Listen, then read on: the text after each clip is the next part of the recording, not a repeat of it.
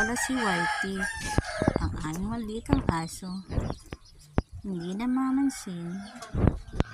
Walang pakialam sa mundo. Ay nako, ito naman ang mga sisiw na isang buwan na. Ito pa rin na malaki. Yun pa oh. At meron pala akong napakita sa inyo. Mahiwaga namin balon.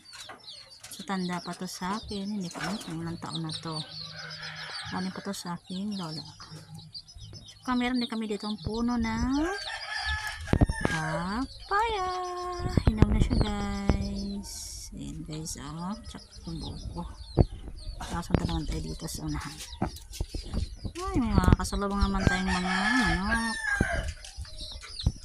Ayan pa oh, manok na gwapo. At saka meron dito si meat guys, piu-piu. Ayan, manok na naman. Ayan naman ang aming gwapong aso, si Longlong, tabi Longlong. Ayan guys. Tapos ito naman sa unahan ang piu number 2 na may mga chikitik. Nakairap pa siya sa akin. Mabait yan guys, hindi nangangagat. Tumatahol lang at nanguhusga. Ito naman yung mga manok na 3 months. Ayan sila, grupo. Tsaka yun isang gwapo na manok na umiirap. Ito guys, so ayan. Tapos dito naman tayo sa unahan. Meron dito isang inahin at meron siyang na sisiw. Ayan sila guys, ayan. Tapos sa unahan naman meron tayong manok naman. Ang pati niya guys, manok ito sa Pedro.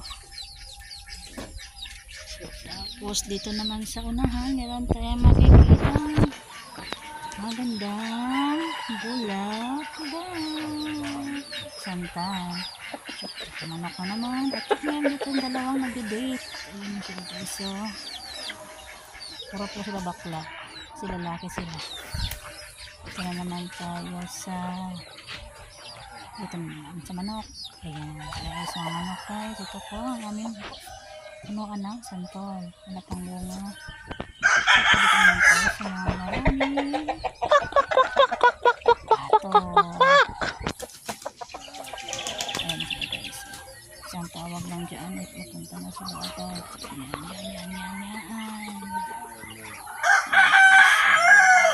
Ito sila ng away ko isa. Ito naman yan sila lahat. Naiirap na sila kasi walang pagkain. Charing!